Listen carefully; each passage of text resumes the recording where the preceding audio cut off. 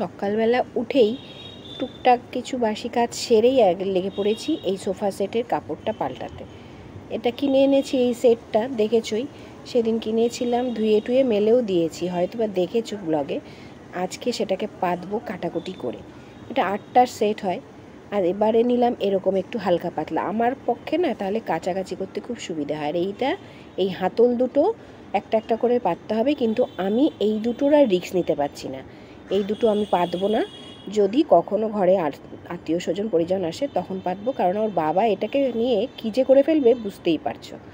তাই জন্য আর ওইটা পাতলাম না। তারপরে চলে আসলাম নিত্য নৈমিত্তিক, যেটা খুব গুরুত্বপূর্ণ কাজ, সকালে জল খাবার রেডি করা, সেটা করতে।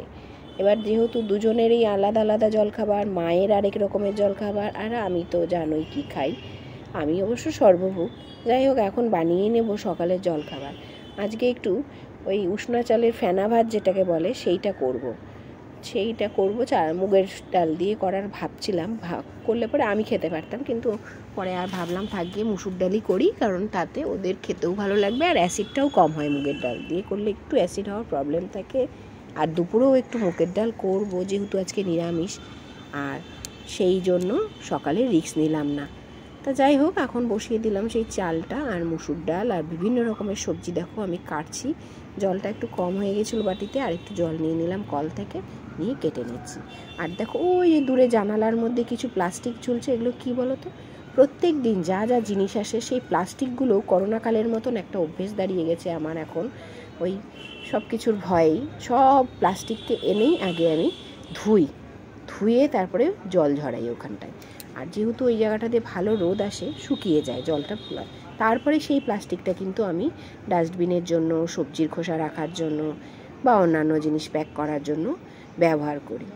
এইটা একটা খুব বাজে অভ্যাস বলতে পারো, যেটা করোনার সময় হয়েছিল, আবার সেটা বাড়তি হয়েছে, দেখতে পাচ্ছি যে এটা আবার বাড়ছে পুনরুক্ত। জানি না এটা ভালো না মন্দ, তোমাদের যদি মনে হয় এটা আমার মন্দ অভ্যেস, তাহলে অবশ্যই কিন্তু তোমরা হেজিটেট করো না, আমাকে কমেন্ট করে জানিও যে এটা আমি কি ঠিক করছি না ভুল করছি। যখনই কোনো জিনিস আসে সেই জিনিসটাকে বাইরে বের করে একদিন অন্তত রোদে রাখি, আর না হলে ধুয়ে ফেলবার জিনিস হলে পরে ধুয়ে ফেলি, আর তারপরে সেই প্লাস্টিকটা পর্যন্ত, মানে যে ক্যারিটাতে আসে সেইটা পর্যন্ত ওলট পালট করে জল দিয়ে ধুয়ে তারপরে আমি শুকিয়ে ব্যবহার করি। তো যাই হোক, তোমাদের সাথে অনেকটা গল্পই করে ফেললাম, অনেক অ্যাডভাইসও চাইলাম, তোমরা অবশ্যই কিন্তু কমেন্ট করে জানিও। আর কিছু না হোক, তোমাদের এই মতামতগুলো আমার কাছে খুব গুরুত্বপূর্ণ বলে আমি অন্তত মনে করি, না হলে আর কিসের বন্ধু বলো। তো চলে আসলাম এখন চাল আর ডাল নিয়ে, সবজিটাও দিয়ে দিলাম প্রেশারের মধ্যে, ধুয়ে টুয়ে নিয়ে ঢালতে গিয়ে দেখো পাশ দিয়ে কতগুলো চাল পড়ে গেল। একেবারে অন্ধের মতো হয়ে গেছি জানো তো, কাজ করি একটা, মন থাকে আরেক জায়গায়, পরের চিন্তা করতে থাকি, এরপরেরটা কী করবো, এইসব ভাবতে গিয়ে এই কাণ্ডটা ঘটে। তো যাই হোক, কালকে না আমার একটা খুব গুরুত্বপূর্ণ কাজ হয়েছে, ক্লার্কে ব্লগে তোমরা দেখেছো সেটা। এই কাজটা অনেক দিন হয় আমার আটকে পড়েছিল, সেটা হলো। আচ্ছা, তোমরা হয়তো বা ভাবছো যে এরকম মেপে মেপে কেন আমি দিচ্ছি, না গো, ওদের দুজনের জন্য হবে তো, তাই জন্য একটু মেপেই দিলাম, না হলে ওটা আর মানে খিচুড়িও হবে না, সেদ্ধ ভাতও হবে না, একদম পুরো ডাল হয়ে যাবে বেশি ডাল করলে। আমার হয়েও গেছে, এখন আমি একটু বাটার নিয়ে নিলাম, দুজনকেই দেবো। একজন উঠেছেন, তাকে দেবো আগে, আর আরেকজন তো এখনও বিছনায় মগ্ন, উঠছি উঠবো করছে। আমিও খুব একটা জোর করি না, কারণ সকালের দিকে যত বাসি কাজ থাকে সেগুলো করা, ঠাকুর ঘরের কাজ করা, ফুল তোলা, এগুলো সব করে নিই। আমি মোটামুটি রান্না সকালের দিকটা সেরে নিয়ে তারপরেই টানাটানি করি ওকে, কারণ আমি জানি আমাকে একটু পড়াতে বসতে হবে। আর যদি আগেই তুলে দিই, ও থোড়াই নিজে বসবে, সেই ঘুরেই বেড়াবে, না হয় মোবাইল দেখবে, না হলে বলবে টিভি দেখি, এসব করতে থাকবে, তার থেকে বরঞ্চ ঘুমিয়ে থাক। বাবা, এইটা আবার ওপরে চলে যায় কেন সবসময়?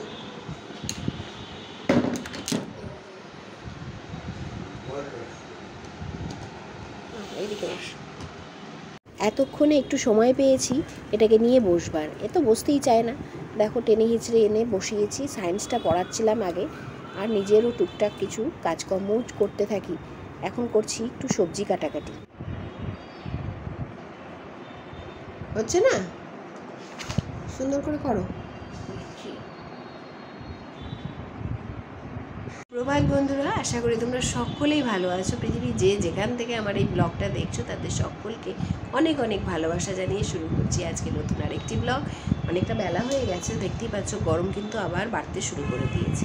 যাই হোক, তবু 4-5 দিন তো একটু ঠান্ডা ঠান্ডা ওয়েদার পাওয়া গেছে, সেই বিভৎস রকমের গরমের হাত থেকে রক্ষা পাওয়া গেছে একটু এই মুহূর্তে। এই যা বিশাল ব্যাপার আমাদের কাছে, যেটুকু ভালো পাওয়া যায় সেটুকুকেই ভালো বলে গ্রহণ করে নিতে হবে, মানে অনেক বেশি ভালো বলে গ্রহণ করতে হবে। যা ওয়েদারের অবস্থা হচ্ছে তার জন্যই বললাম কথাটা। তাই এখন বসে পড়েছি, দেখতেই পেলে পড়াতে বসেছি। পড়াতে বসার মানে বিশাল ব্যাপার, অনেক কিছু থমকে থাকবে এখন। ওই জন্য সকালে আজকে পুজোও করতে পারিনি, স্নানও করতে পারিনি। সকালে রান্নাবাড়ি ছেড়ে টেরে খাবার পত্র সবাইকে দিয়ে সকালের কাজকর্ম করার পর এখন সবজিপাতি কেটে রেখে চলে এসেছি এখন এখানে এনাকে পড়াতে। এখন একটু না পড়ালে পরে খুব মুশকিল হয়ে যায়। আমি রাতের বেলাতেও ঠিকঠাকভাবে পড়াতে পারছি না, অনেকক্ষণ সময় লাগে। এত উঁচু ক্লাস, পুরো এত সাবজেক্ট পড়ানো, যেই সেই ব্যাপার না। সেই জন্য না ভাবছি যে কি করব, কখন ওকে পড়াবো। ওর বাবার আবার এমন ঠান্ডা লেগেছে, আমার থেকে এবার ওনার লেগেছে, ছোঁয়াচ্ছে আসলে। সেই জন্য আর ওনাকে ডিস্টার্ব করলাম না, উনি একটু শোবেন বললেন, উনিও একটু যেন রেস্ট নিচ্ছে। বললাম না, এবার আমি একে পড়িয়ে নিই, তারপরে রান্নাবাড়ি করব। কিচ্ছু করার নেই। এবার শাশুড়ি মাও বলছে যে তাই কর, তাছাড়া আর কিছু করারও নেই। মা টিভি দেখছে আর আমি এখন এখানে পড়াতে বসিয়েছি। বাবা একটু রেস্ট নিচ্ছে, ভীষণ সর্দি লেগে গেছে আমার থেকে। আমরা যেটা পারি ওনারা সেটা পারেন না সহ্য করতে আসলে। ভীষণ হাঁচি দিচ্ছে। আমি বললাম তুমি বরঞ্চ একটু শুয়ে নাও। চলো এখনকার মতন এইটুকুই কথা বলছি তোমাদের সাথে, ফিরছি আবার কিছুক্ষণ পর। ও এটা কি হচ্ছে? মেয়ে ভগবান, দুষ্টামি শেষ নেই। এত দুষ্টুমি কেন? চলে এলাম আজকে দুপুরে লাঞ্চ থালায় কি রয়েছে সেটা দেখাতে তোমাদের সাথে। আজকে পুরোপুরি নিরামিষ থালা বা থালি, যেটাই বলো না কেন। গরমের দুপুরে এরকম এক টুকরো লেবু আর লঙ্কা যদি সাথে না থাকে তাহলে তো চলবেই না। এর সাথে লবণ তো অবশ্যই লাগবে, কিন্তু আমি লবণ খাওয়াটা বন্ধ করে দিয়েছি। পারলে তোমরাও তাই করো বন্ধুরা। সাথে রয়েছে ঝিরি আলু ভাজা, আর এখানে তেঁতোর ডাল, লাউ আর করলা ভেজে করেছি, কাঁচা মুগের ডাল রাঁধুনি ফোড়ন দিয়ে। তেঁতোর ডাল মারলে লাউ ডালও বলতে পারো, করলা দিয়ে লাউ দিয়ে। খুব খুব উপকারী গরমের দুপুরে। আর টক দই এক বাটি, আর সবজি তার সাথে করেছি বাঁধাকপি ঘন্ট। অসময়ের এই বাঁধাকপি এত ভালো খেতে যে কী বলবো, বরঞ্চ সময়ের বাঁধাকপি অনেকটা টেস্ট কম থাকে। তা কেমন লাগলো আজকে দুপুরের এই ছোট্ট ভিডিওটি? যদি ভালো লাগে তাহলে অবশ্যই লাইক করো, আর আমার চ্যানেলটিকে সাবস্ক্রাইব করে রেখো বন্ধুরা। সন্ধ্যা লাগেনি, একটু পরেই লেগে যাবে, 10 মিনিটের মধ্যেই।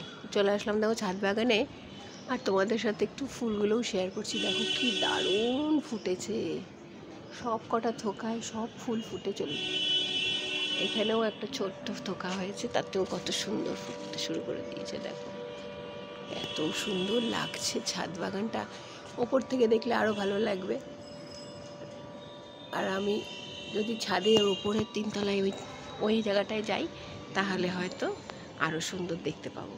তবে হলে কি হবে, গরম পড়তে শুরু করেছে না আবার। এই দেখো ফুলটা তুলবো না ভাবছি, কিন্তু এই দেখো, দেখেছো কী অবস্থা হচ্ছে,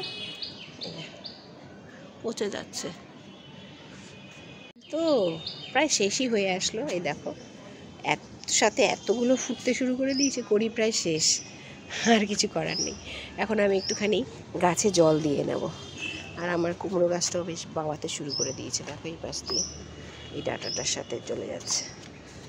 অনেক দিন খেলাম। আচ্ছা দেখো আরেকটা জিনিস দেখাই, এই যেটা অবশ্যই ভাবছিলাম যে আজকে শেয়ার করব তোমাদের সাথে।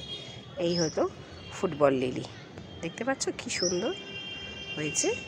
এটাকে বলে ফুটবল লিলি। দেখো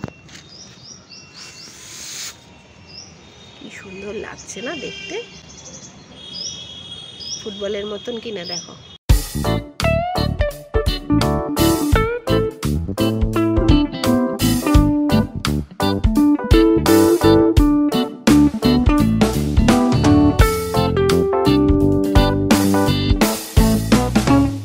হ্যাঁ, এটা যদি টবে না হয়ে চৌবাচ্চায় দিতাম তাহলে খুব ভালো হতো, কিন্তু কড়িটা চলে এসছে দেখে আমি আর এবছর কিচ্ছু করলাম না। থাক, এবারে নামিয়ে দেবো। এটা ফুটে গেল, এবারে আমি গাছটাকে নামিয়ে দেবো নিচে। সিজনটা চেঞ্জ হলে একদম নিচে নামিয়ে দেবো, তাহলে খুব ভালো হবে। আর আমার ধনেপাতা গাছ কি সুন্দর, এটা রেখেছি, আরেকটা তো কেটে ফেলেছি আমি। ওর ঘাড়ে গিয়ে পড়ছে, একটু সরিয়ে দিই। আর এখানে দেখো কতগুলো কুমড়ো গাছ উঠে গেছে, আবার এখানে এগুলো বীজ ফেলে দিয়েছিলাম, আবার কুমড়ো গাছ উঠেছে। ফুল না দিক ফল না দিক, ফুল তো দিচ্ছে আর ডালপালাও দিচ্ছে, ফলে প্রচুর শাক খাওয়া হলো। এবার কুমড়োর ডগার তরকারি আবার করব, অনেকটা হয়েছে, আবার ডালপালা কেটে নেব। হ্যাঁ, আমি ভাবছিলাম যে আজকে তোমাদের সাথে অবশ্যই এটা শেয়ার করব। বিকেল বন্ধুরা, চলে আসলাম একদম সুন্দর ছাদে, একটু ঘুরছি। এখন গাছে জল দেবো মেনলি, ওই জন্যই আসা। আর দেখালাম তো এত সুন্দর ফুল ফুটেছে, মানে ভরপুর ছাদ আমার, আবার ফুটে উঠেছে, খুব সুন্দর করে ফুটছে। আর এই গরমকালে না এত সুন্দর সুন্দর গন্ধ ফুলগুলো ফোটে, যার জন্য গরমকালে এই হাওয়া দিলে গন্ধগুলো ঘরের মধ্যে আসে। ছাদ বাগানটা তো একদম ঘরের পাশে না, যেমন মশাও আসে তেমন এটাও আসে, সবই আসে, ভালোটা শুধু আসে তা নয়। ওই বাবা, ওলে বাবা, আমার মেয়েও চলে এসছে হাওয়া খেতে ছাদ বাগানে। তা চলো, আজকের মতন ব্লগটা তাহলে এখানেই শেষ করছি। ব্লগটা কেমন লাগলো অবশ্যই কমেন্ট করে জানিও, আর যদি ভালো লাগে তাহলে একটা লাইক করে দিও, আর আমার চ্যানেলটিকে সাবস্ক্রাইব করে দেবো। আরও অনেক নতুন নতুন জিনিস তোমাদের সাথে শেয়ার করব অবশ্যই। তার জন্য কী করতে হবে, আমার ব্লগগুলো দেখতে হবে। এখন রাখছি, টাটা।